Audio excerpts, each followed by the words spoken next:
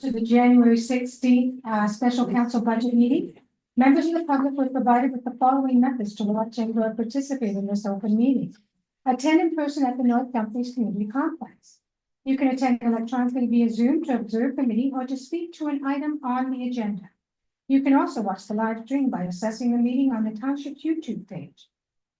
Written submissions that were given to the Clerk's Division were provided to council members and will form part of the public record. I'd now like to call the meeting to order and have approval of the agenda, please, Councillor Rowland. Moved by myself, sent by Council Wilms, that council adopt the January 16th, 2025 special meeting budget council agenda as presented. All those in favor? Carried, thank you.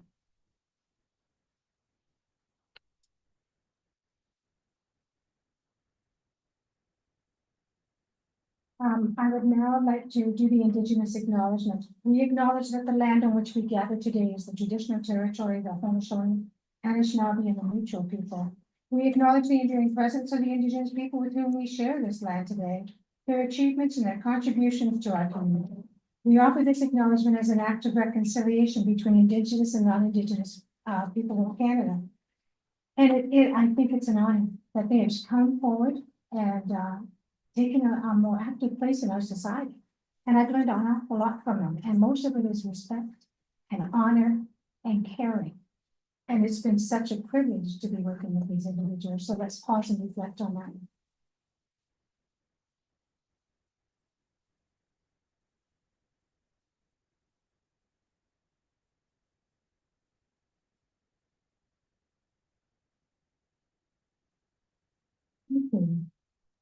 Is there any disclosure of pecuniary interest or general nature thereof?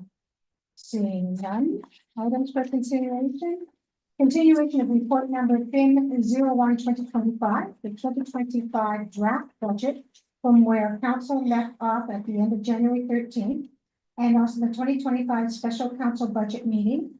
The draft 2025 budget book was released on December 9th, 2024, and is available for viewing on the Township website. Are there any members of the public in attendance who wish to speak to the 2025 draft budget who are not already registered as speakers? Seeing none, Christina Blocks, Treasurer, Director of Corporate Services, will present an overview of the draft 2025 budget and a review of the 2025 capital budget. Christina, please. Thank you, Madam Mayor. I have a short presentation that I will share with you.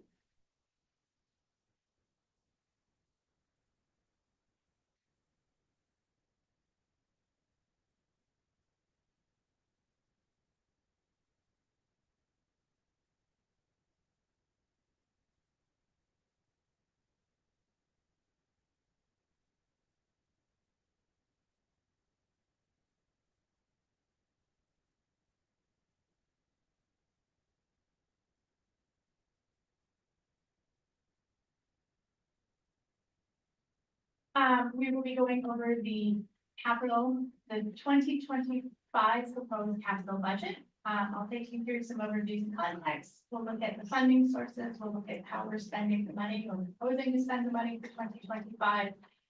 We'll discuss some of the highlights from it, and then I'm open for questions.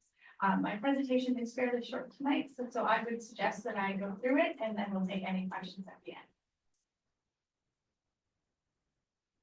Some of the key influences on our 2025 capital budget, we still continue to have an unusually long delay in receiving of vehicles. So that is why you're seeing us order these items earlier and earlier, because it is exceeding 12 months for us to be able to physically get vehicles we have been ordering from the time we've actually placed the order, even for the smaller vehicles as well. So that is one of the things that is definitely influencing the timing of our capital. We've continued to employ a strategy where we try to limit the in-year capital items that would be funded by the tax levy. For 2025, the only thing we are funding out of taxation dollars is the transfer to reserves for future capital. For 2025, we are proposing a $1,298,000 transfer to reserves, and this does represent that target of 3% increase over the 2024 amount. And then the other item that is influencing our capital is again, our commitment to the green strategy and transforming WR. In the 2025 budget itself, you see that we have that installation of the EV charging stations and the streetlight LED conversion. The proposed capital budget as updated totals $33 million in change. And I have put a graph up here that shows the sources of funding and financing. Now, in this chart, there is a few projects that we are still continuing on grants, and we will discuss those later, one of which would also potentially have requirement for debt financing. But you can see that we are looking for a significant amount of grants to fund our 2024, our 2025 capital budget. We are also fortunate to be able to use the funding from our aggregate reserves and from Grandbridge Energy to fund some of our projects as well. This graph represents how we are spending those funds by department. It is unusually high for the leisure and community services because of the Twin Pad project. If we were to not be successful with the grant and to drop that project out, leisure and community services would be 26% of our expenditure for 2025, and engineering and public works would be at 65%. So they would kind of flip as our major ones.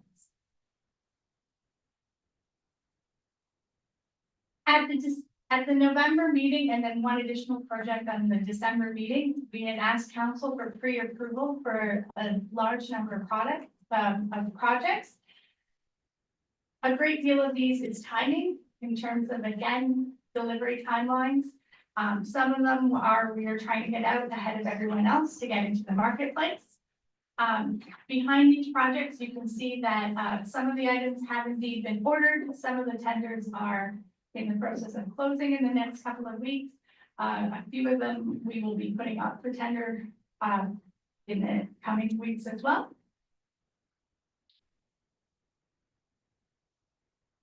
If we look at some of the projects to highlight, and again, this is not a complete list of all of the projects, just some of the highlighted ones. We are again continuing with various road projects. Our 2025 road resurfacing program will be on Greenfield this year. We are looking at the Grant Waterloo Road reconstruction to move some of that gravel to an actual paved road. And then there's the Hall Street reconstruction project as well. We are hoping to start, with your blessing, with this budget, the bridge rehabilitation projects for Piper Street and Footbridge. Again, bridges take a long time and a lot of coordination to actually replace or rehabilitate. So this will be the start of all of that process. We continue to have our life cycle replacements. Several of these vehicles have already been ordered and we're awaiting delivery, and others have just recently been ordered. At the ACC, we are proposing the exterior building rehabilitation design phase so that we have a comprehensive list of what we need to do to maintain that facility. We are also looking at replacing the chiller and the upgrades to the hydro on the inside.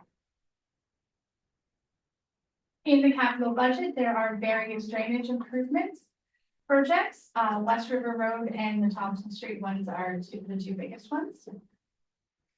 As previously mentioned, the EV charging units at North Dumfries Community Complex. As well as this facility, we are looking to upgrade some of the interior finishes, so replacing the floors in the locker area, as well as the dasher boards in the arenas. And then, of course, we are continuing on the traffic calming projects and the speed hump installations.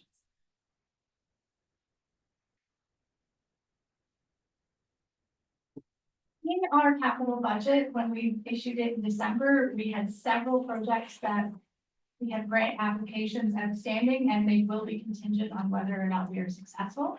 I am happy to report that for the fire bunker gear extractor grant, we have received confirmation that we have been approved for that one. So that one is now up to us to complete. We are still awaiting any information on the Hall Street reconstruction, the Twin Pad project, and then the various upgrades at the Roseville Community Hall that would help improve the AODA functionality of the building.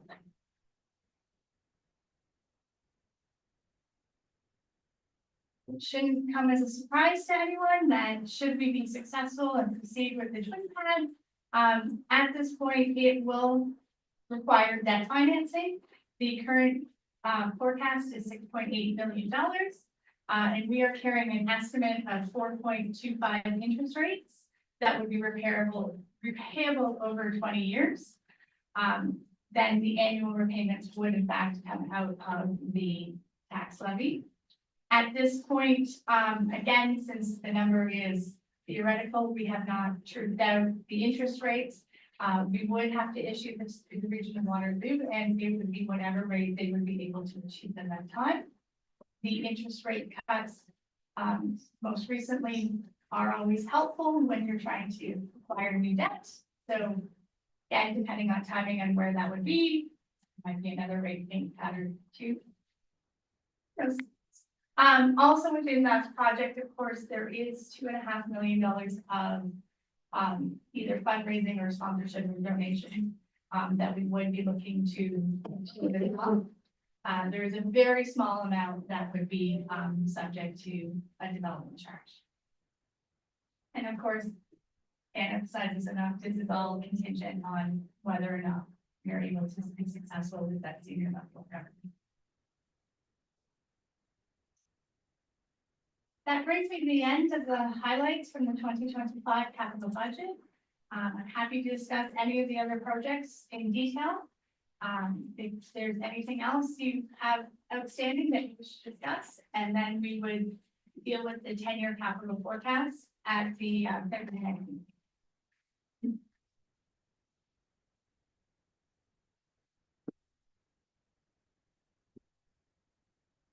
Councilors. Seeing nothing, I did want to talk about a few things. This one, oh, you did every minute? I do, because I was just wondering, are we gonna go through each item? On the capital pages, what is your wish? Would you like some can I just comment on some of the grants? So.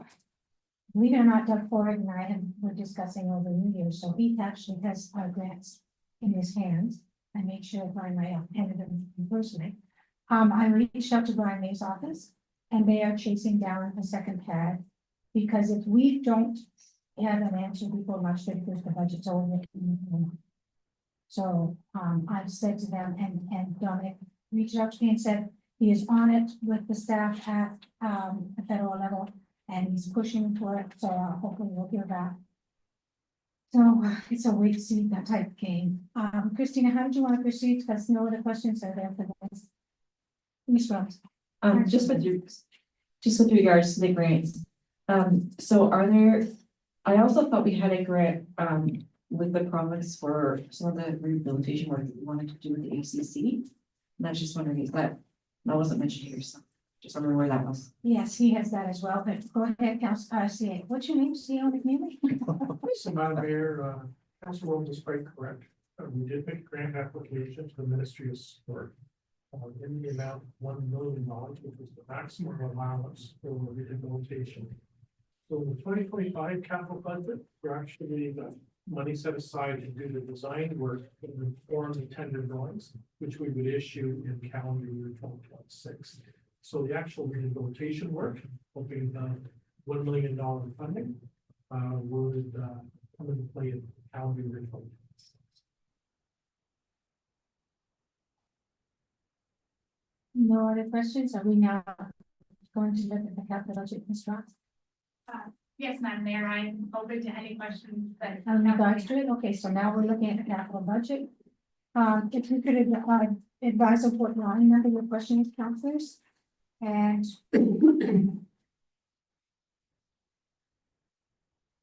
Council Willis.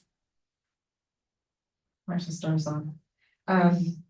So I have a few questions, with regards to, the B line items.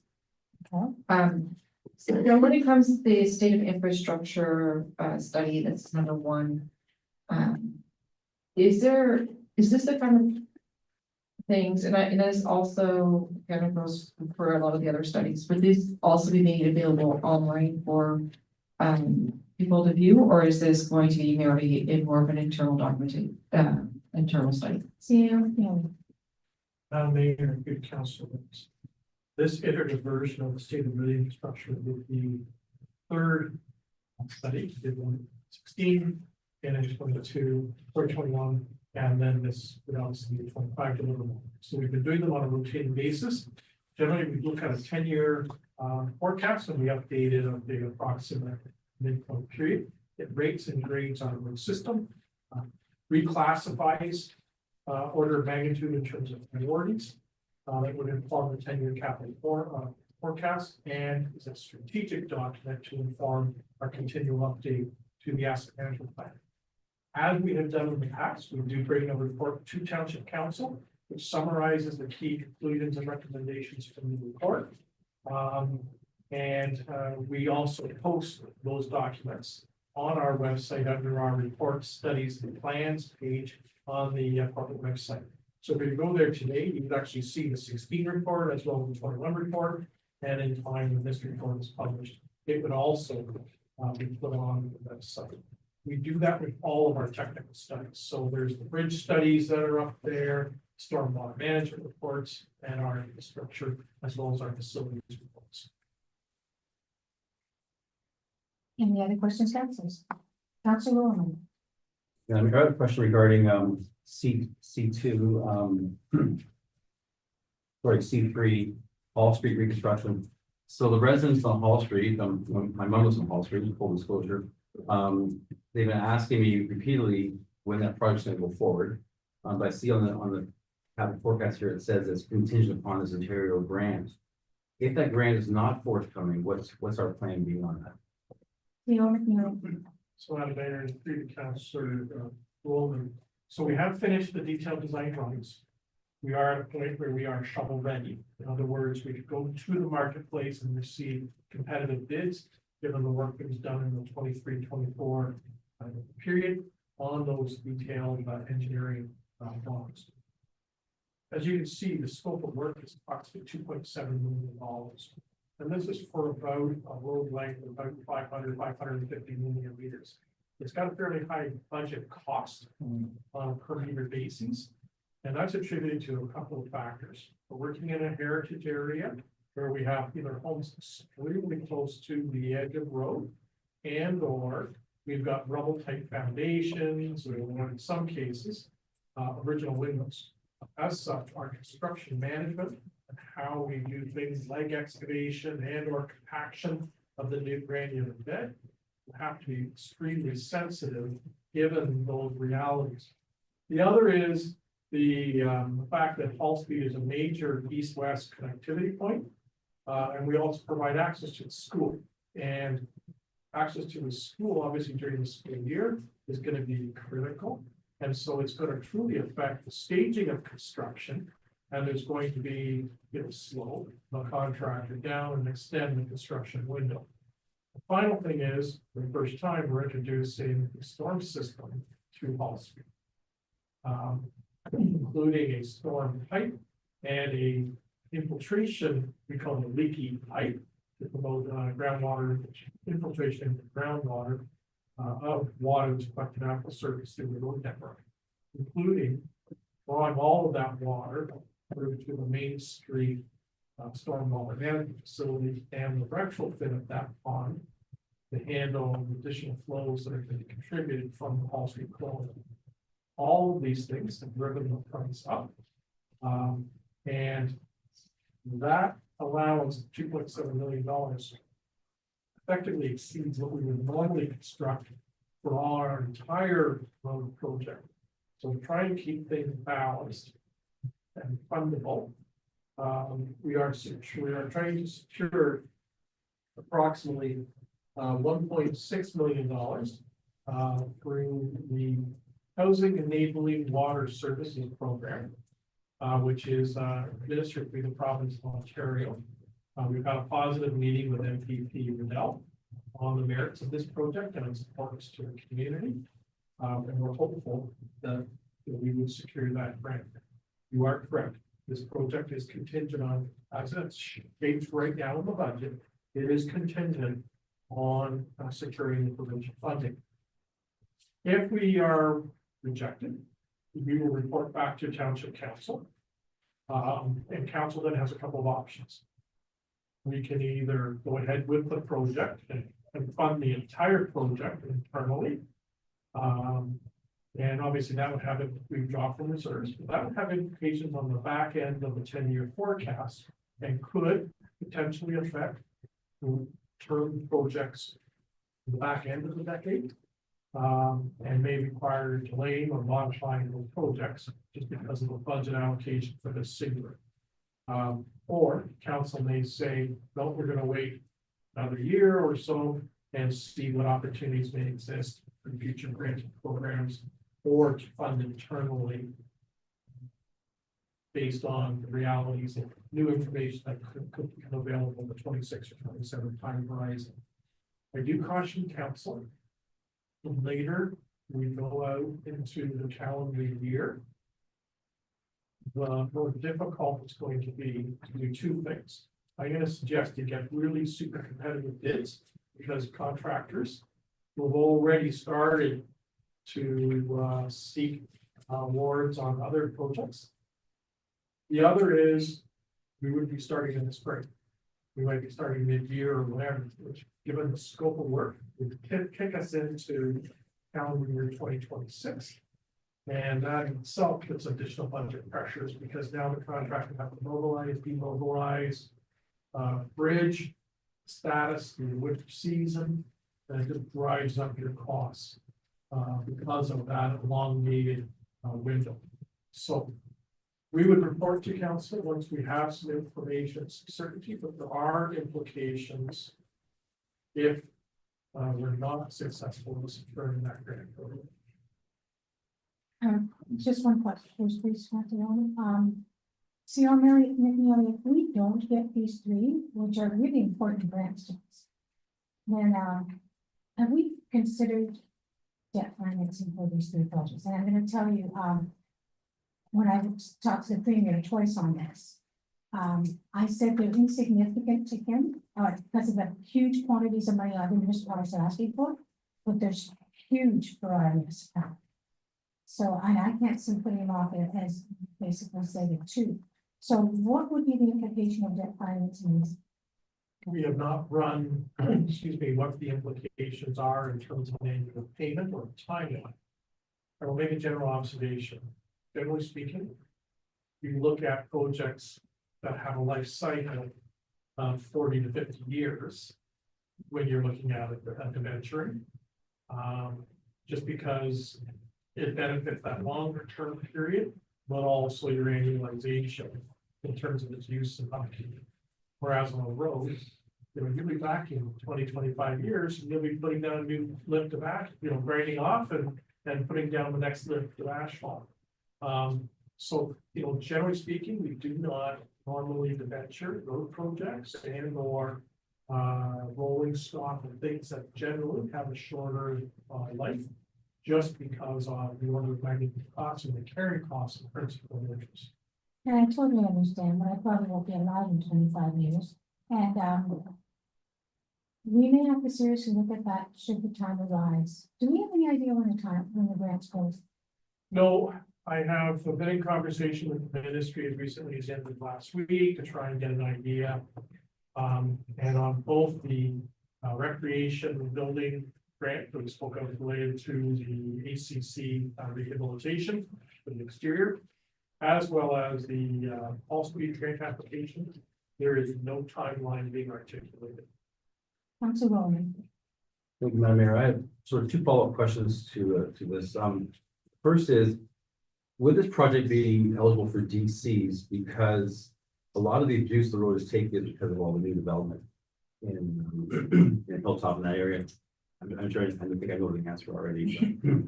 What's the value? That's the first question. Second question is there any way we could sort of divide this project up into smaller pieces so that we could financially afford it and maybe look at the worst portion of the road and leave some of the other portions for a few years? So, Madam Mayor, through the councillor role, I think it would be a difficult challenge to have this included as a DC eligible project, and I say it in this context. We're not adding capacity to the road by putting additional roads.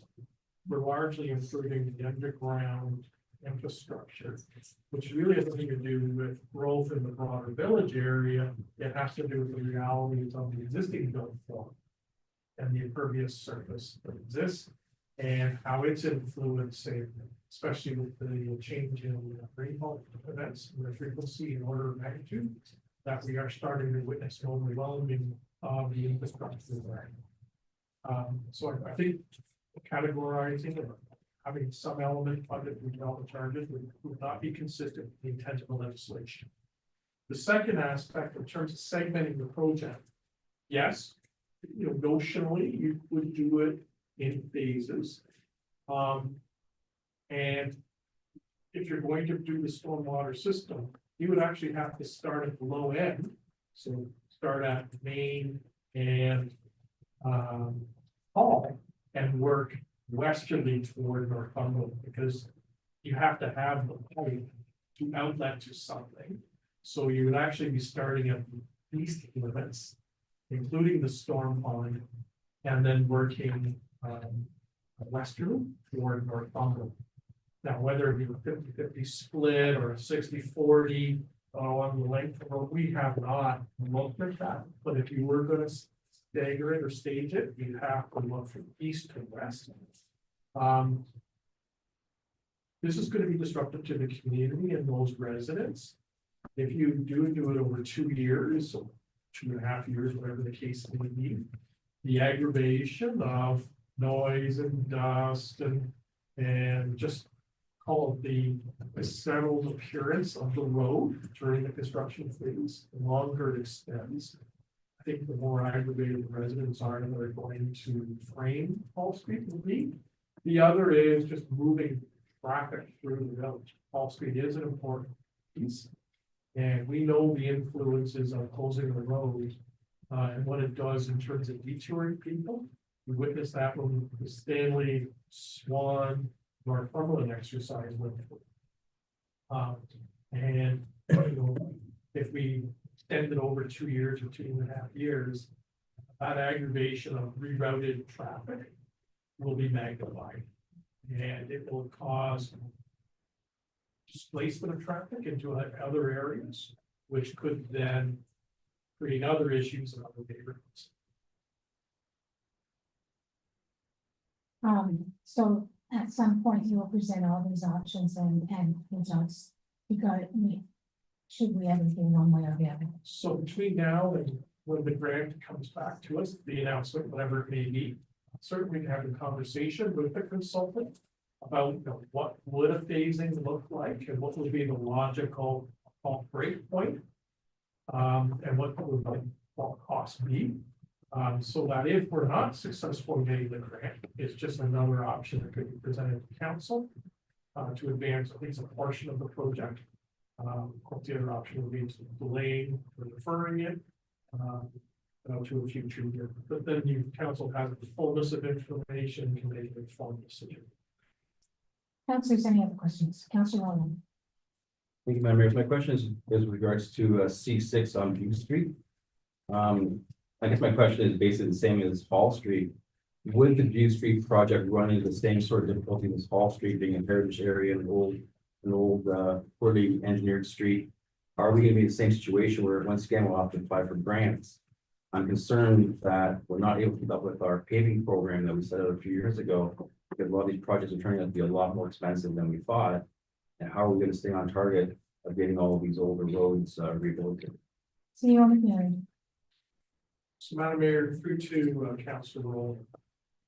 I guess the biggest variation between Butte Street and Hall Street is that the amount of traffic that uses Butte Street is significantly lower than Hall Street. And we don't have a school site, and the background traffic that's typically generated in the school year on a daily basis when the school is open. So yes, there'll be a traffic management implication because, obviously people need to still get to their homes. But the flow through traffic, or the destination traffic is substantially lower. And so the setup or interim movements of the contractor to deal with work and their construction schedule isn't as impacted as significantly. The other is our drainage system is a little bit simpler on Butte Street versus Hall Street. We do not have a legal outlet, so we're not going to a storm pond, and we're not retrofitting an existing storm pond. We're looking at two things. One is the leaky pipe. So during the length of the pipe network, trying to promote that infiltration into the granular native granular substrate. But the other is similar to what we did on English Street. Whatever pipe or whatever water is still left in the pipe will go into those infiltration baskets and to a large, basically pool of granular, bathtub of granular to promote infiltration before ponding occurs on the road system. So not as sophisticated a drainage system, not as comprehensive in terms of its construction. With the heritage aspect, respect for and consideration of those older homes and sensitivity of those older homes. That is an exact mirror of what we have to do in policy. Sorry, as it relates to these road projects, so yes. We witnessed coming out of the pandemic a significant increase in road construction costs on a per meter basis. Some of it was driven by increased labor, and others have to do with materials. And then the contractors themselves, like we're witnessing, their rolling stock has increased in price, and obviously they recover funds through these projects to offset their leases and/or purchases of their rolling stock. So all those factors have witnessed increase in construction costs on a year basis. And we haven't talked about the volatility of petroleum and oil. And obviously asphalt is a significant component of a road project. And depending on what happens in global events, heavily influences the price of oil, which then has a potential of a significant escalator in price for the year for the project. So your question about how the township has tried to soften it and look at the larger 10-year capital forecast. We have spent a lot of time. This is why we came to you in August and said, our historic 1% contribution to infrastructure reserve, some of the assumptions that we had in our pricing points proved to be blown out of the water coming out of the pandemic. And infrastructure was one of them. That's why we asked for, and council so far has been agreed in principle as part of this budget to put 1.25% exclusive to infrastructure, 0.75 toward facilities, and 1% toward other reserve accounts. We believe that kind of a program will help us recapture in our 10-year forecast some of those escalating prices and allow us in the back end of the decade to recalibrate and bolster our reserve accounts so that we can deliver the back end of the decade. Councilors, any other questions? Councilor Williams. So I had a question on D number 6. It's about the construction of the NDCC Twin Path project. And I think that's a question for staff, but just a thought for council. Right now we have the community fundraising and donations at 2.5 million. On every time, I would hoping, or I'm wondering if there is ways to encourage people or to encourage a higher number here. I think a lot of that would really help offset our debts and allow us to, like, every dollar we fundraise is a dollar less for debt. So I'm just, I look at that and I think it's low for this project, especially given everything else that's going on. But yeah, that was my comment. CEO McNeil. So Madam Mayor, through to Council Rose, you are correct that we've identified in the forecast, as part of the overall revenue stream to fund the Twin Path project if it goes ahead. Right now, it's showing $2.5 million. You may recall from earlier presentations in December, from the Community for the Center group, they currently hold approximately $700,000, which is earmarked for the Twin Path project. And they signaled once again at their delegation in December that if the project moves ahead, that 700,000 would be available for the construction phase of the Twin Path. Ms. Winter and I are presently just finalizing a report, which is mostly targeted to council on the February 10th meeting, which focuses on the fundraising component. And the heart of that report is going to have two different focuses. One is, do we retain a third-party consultant to evaluate the strength of our community in this current economic climate and the ability to raise $2.5 million or potentially greater? And what are the best, I use the word avenues or strategies to raise those funds in the community? Second aspect, and that cost is somewhere between 35 and 40,000. And if you remember the December delegation from the CCG, they indicated that they were willing to pay up to 20,000 toward that, call it fundraising analysis. The second part of that February 10th staff report is going to look at potential models in terms of how we could solicit and raise funds in the community. Do we use a third-party company to actually run the fundraising campaign, and they take a certain percentage of proceeds received for offset for their professional services? You know, do we have a community group carry the heavy lift on the fundraising program, perhaps based on the recommendations coming out of that study I mentioned a moment ago? Do we hire a part-time individual on contract, and that's their singular task, is to secure donations, grant writing, whatever the case may be, for this project or potentially others, such as the pump truck, as an example, to assist with getting some of these projects over finished up. So we're going to be bringing that report on the 10th, seeking direction from Township Council. But to your point, you know, fundraising is a critical component as part of the overall funding stream. And obviously, additional dollars that we raise in the community, sponsorship or donations, will lower other cost centers, revenue centers, and which could be including the debt funding or debt financing component, which obviously gives council more flexibility to deal with other projects that may also require debt funding in later years of the forecast. Just to follow up with CEO McNeil, when the CCG formed, their goal was $1 million. They ended up raising $2.5. And they kept the other residuals for other projects plus 700,000 between the rest. That's for the Twin Path. That's what they kept it for.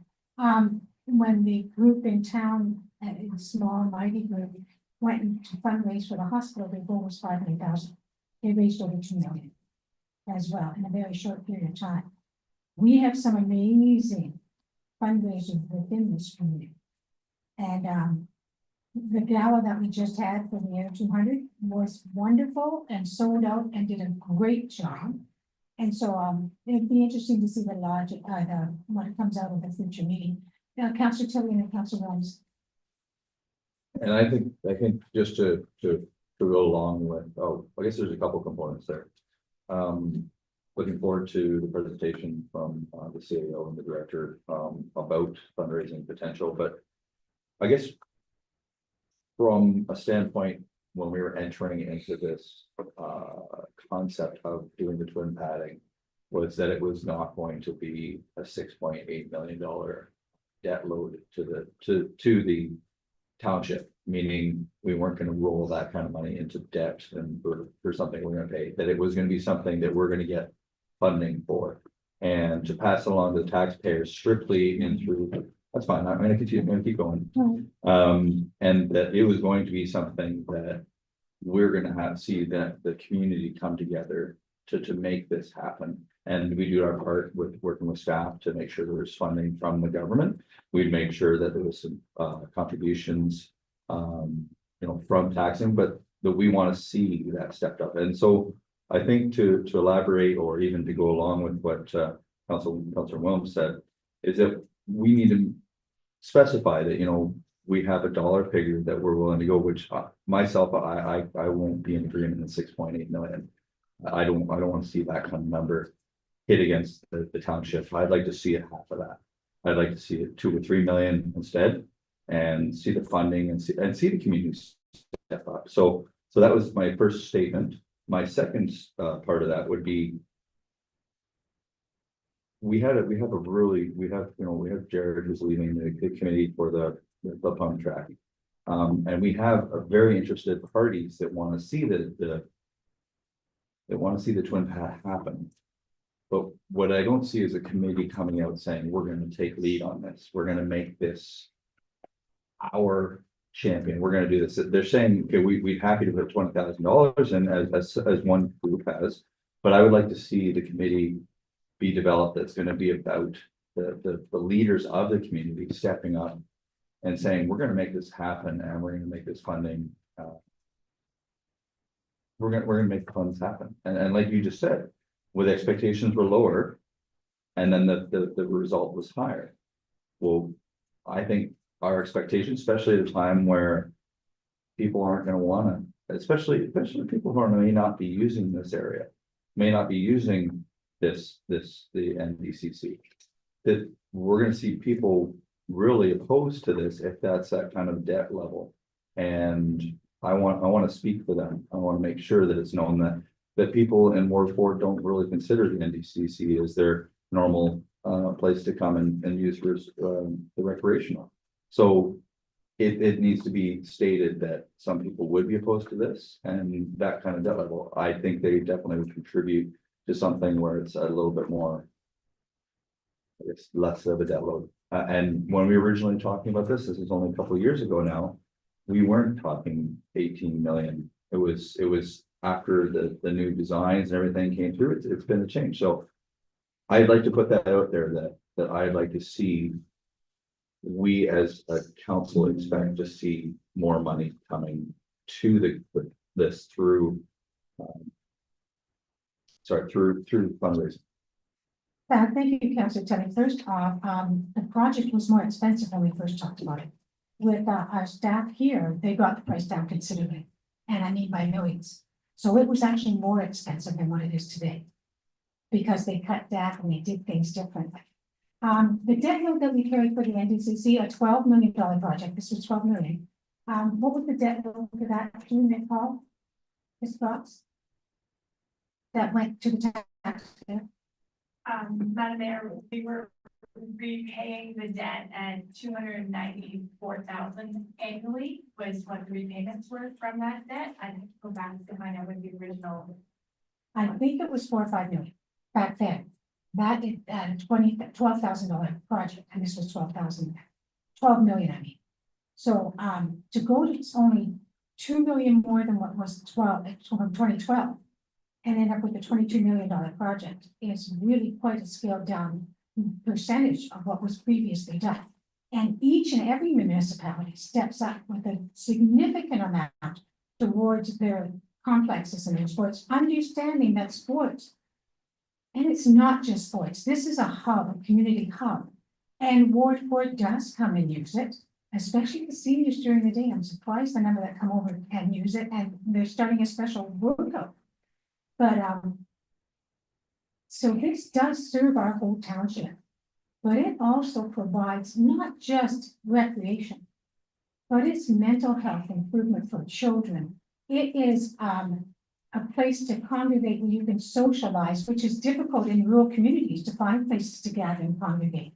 It serves so many benefits to our community. And I think the 6.8 is reasonable. I would love to see it come down, and if our people can step up, they will. But 2012 was a lot more affluent than 2024 is 2025. 2012, people were in a higher paying job, didn't lose jobs. The COVID changed everything. And we can see that by our roads expenses in comparison to what we did for roads in 2012, the dollars we had for 2012. So we have to be realistic. We can't say, oh, well, we're gonna put it all on the taxpayer, or we're gonna make them fund it and make them look like failures if they don't meet the demand. This is a tough economy. So we have to balance everything and taking in those that don't use it, as well as those who do, or those that have the potential to use. We have to look at the holistic view and decide what is good for North Dumfries. So any other comments, Councilor Williams?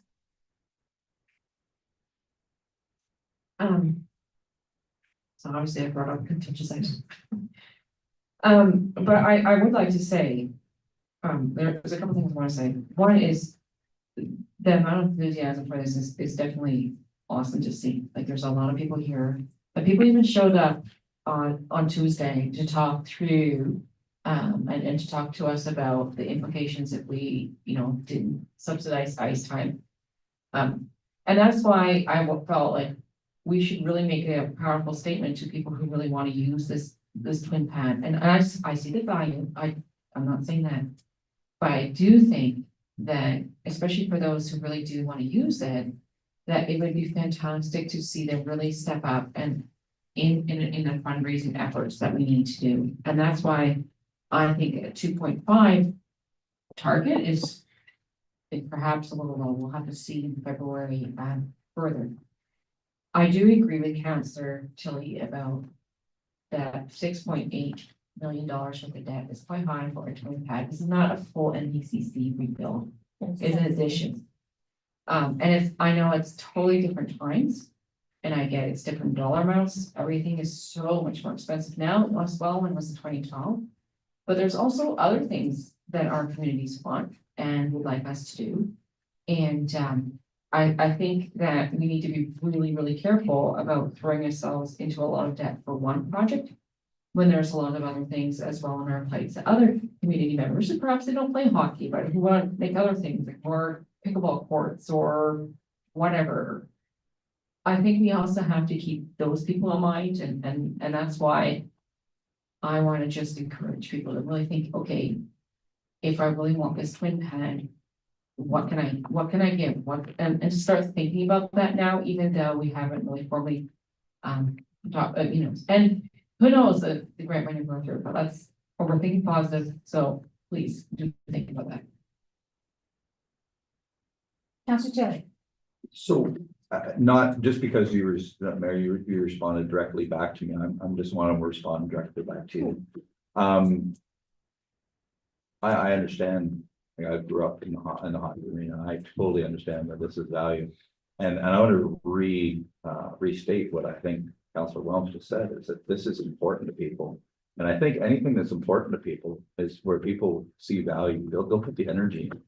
And I think it's part of our role, not just to give a space, is to encourage our residents that, there's a void right now where we could really use their help. That this is something where they using their influence, because our community has grown to something that used to be just a small village to now it has a lot of real shakers and movers that I'm learning, and are really amazing that we have a community with that kind of it's quality, like that we have some real real pedigree here, and I would like to see where those people that do have that capability can use it for this, and they did a great job with the original building of this building, and calling them to try and even if it's just about mentoring a new set of people, a new committee to do what they did and do it so well.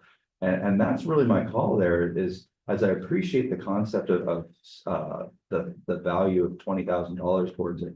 But I really want to see those people make it happen, like help us, help them, help to do it. And that's what I'd like to see, because I know we have the capability. I just like to see it happen. So that's really my call to. It's not about not doing this. It's about how can we do it so it's a benefit. And then, like I said, so I'm representative for Ward 4, and I have to represent those people, and I speak to them regularly. And yes, I believe there's people that attend here, but the people that I do talk to about it, they're not as 100% keen as the people that are here. But that doesn't mean it shouldn't be here. And that's not my statement. And I don't want you taking that from this, is that I do want to see the twin path happen. I just want to see what potential that we have in these wonderful, capable business leaders and just leaders in general make something happen in this community. And it doesn't have to just come from this community, because there's a lot of businesses that deal with the people here too. And I'm gonna do my part as well. Like, I really feel that I need to reach out and do that too. And that's why I'm saying council and a committee to do something like that. So that's just wanted to respond back to that. Thank you, and just a reminder is that the group that did the 20,000 also is the group that's giving us 700,000. Yeah, and it's already there. Yes. It's so, already there. Yeah. Yes, so, and I think we just have to have faith in our people, but we could discuss this all night, so do we want to move on? Is there any further questions on the Council Williams, Council Jill? She was next anyway. That's okay. No, good.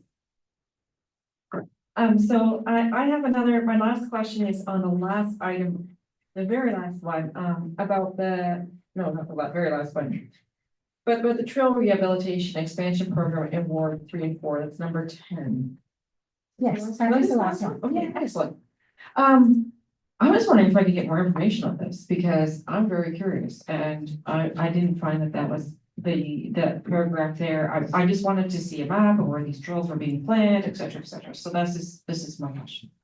Theo McNally. Two, it's not a mayor, through you, Councilor Williams. Staff have been on several occasions going back for quite a couple of years.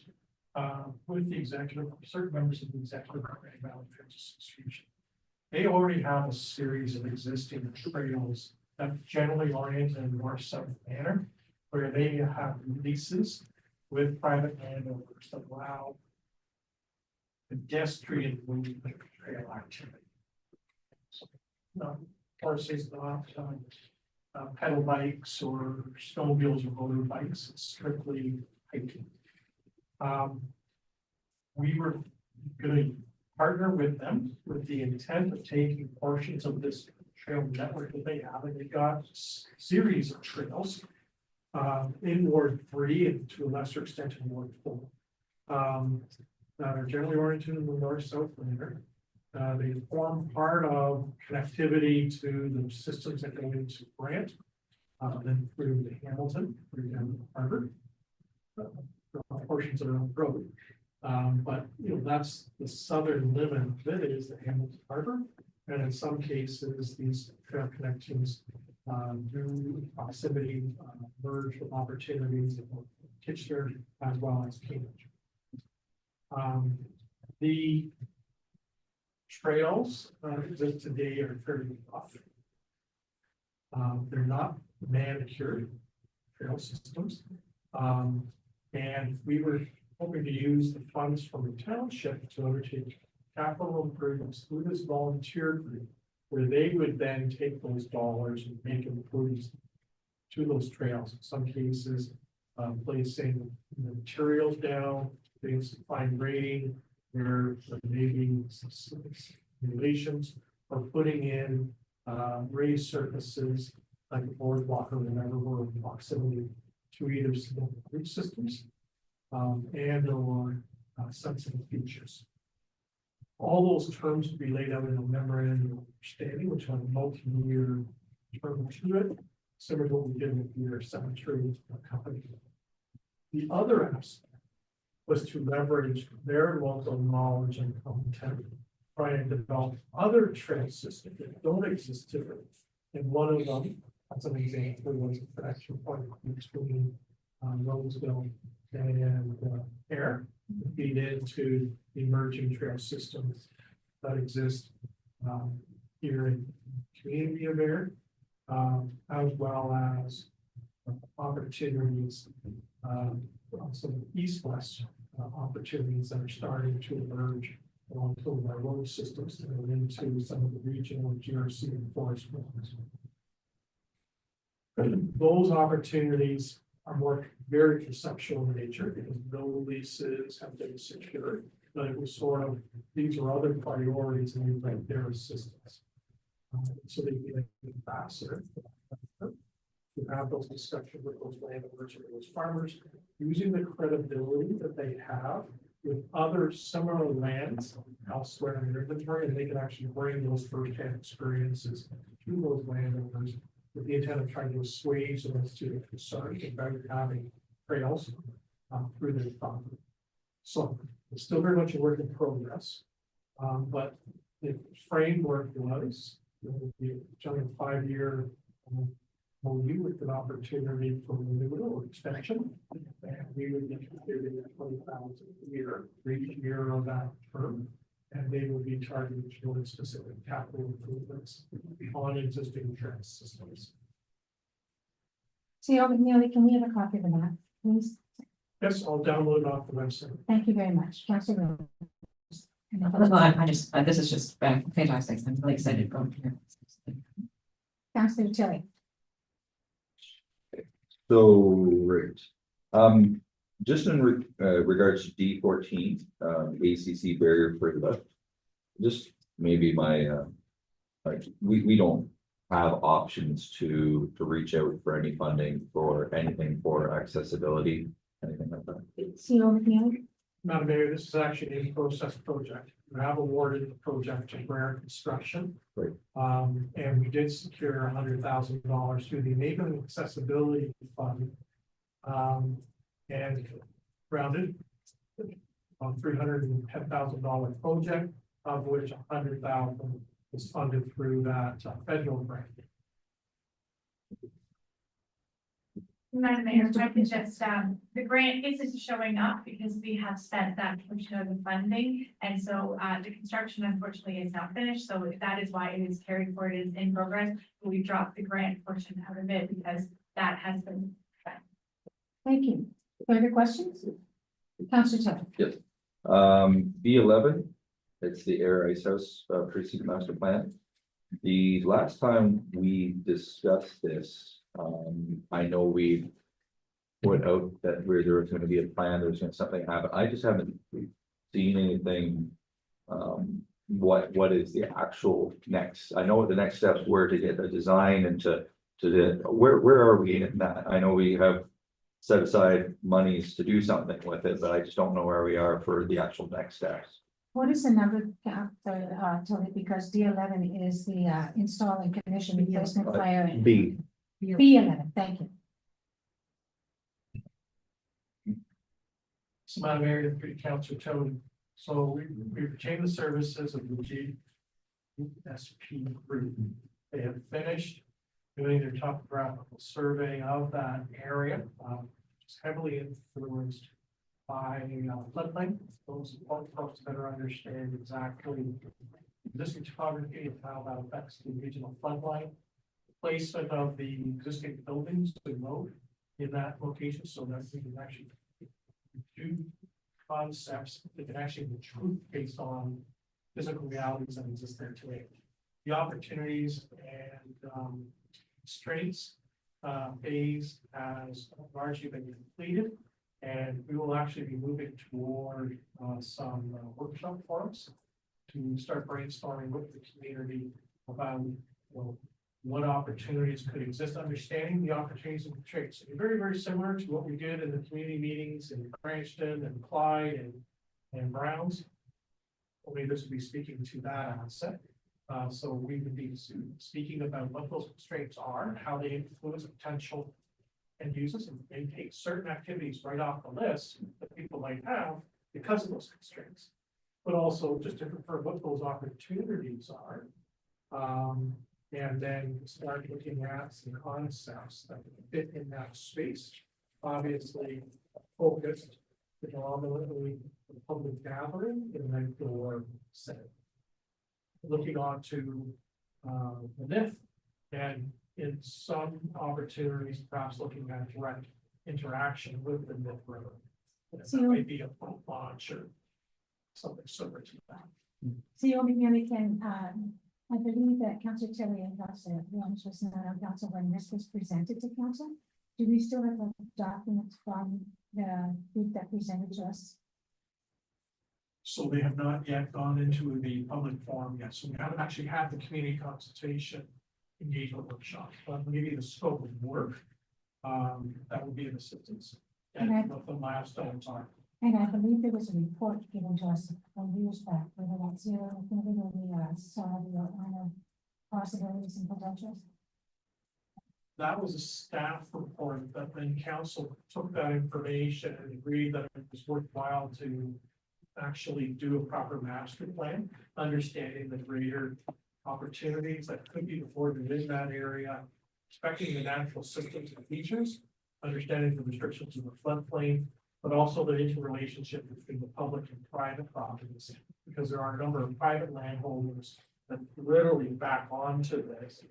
And it becomes a constraint because they exist, parking and access to their buildings, but also an opportunity where in some cases we may be able to facilitate what's called backlot development, which is actually taking the back half of the building and redeveloping it so that it fronts onto called the emerging park. And create some animation and relationship of activities, the outside experiences. But I can certainly hold that earlier staff document of the consultants work. We're moving toward that next phase of consultation and engagement. Thank you, Dean, for the initial report. Any other questions, councilors? Christine? There's no further questions, Christina. So I guess we have a motion. And it is. Sorry, Councilor Tim? Councilor Williams. Moved by myself, second by Councilor Roman, that the presentation of the 2025 capital budget from the Treasurer, Director of Corporate Services be received. All those in favor? Carrie, thank you.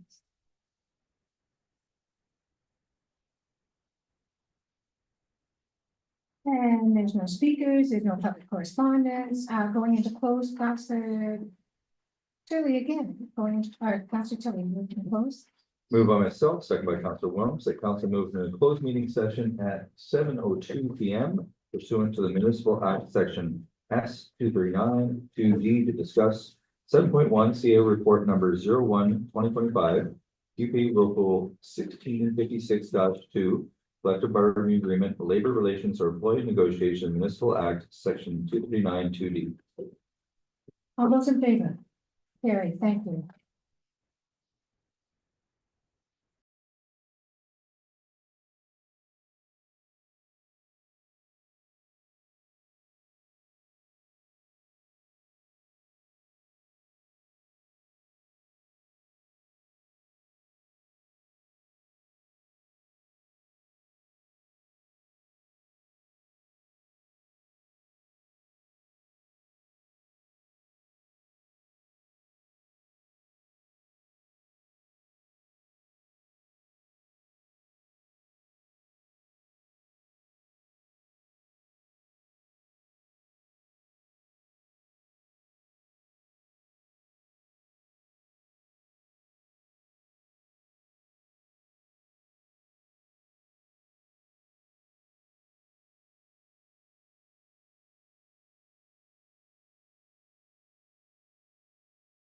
Councilor Rowland, please.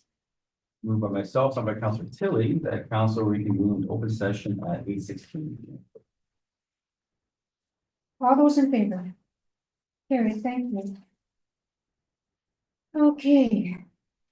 Agenda item number 7, council provided direction to the chief administrative officer and the township's bargaining committee on a framework of matters associated with the ongoing negotiations associated with the new collective bargaining agreement with QP Local 1656.02. There is no further information to be provided at this time as negotiations with the union continues. Okay, and now can I have first and second reading of the bylaw, Council Williams, please? Moved by myself, seconded by Councillor Holman, that the following bylaws be read the first and second time. Bylaw number 3538-25, being a bylaw to confirm the proceedings of the special council meeting held on January 16, 2025. All those in favor? Carried, thank you. And third reading of the bylaw, Council Tilly, please. Third Move. reading of the bylaw, Council Tilly, please. Moved by myself, seconded by Councillor Williams, that bylaw number 3538-25 be read a third and final time and be signed and sealed by the mayor and clerk. All those in favor? Carried, thank you. And the adjournment, Council Holman, please. Moved by myself, second by Councillor Wilms, that whereas business before the council meeting has been completed at 8:18 PM, and be resolved this being adjourned. All those in favor? Carried, thank you.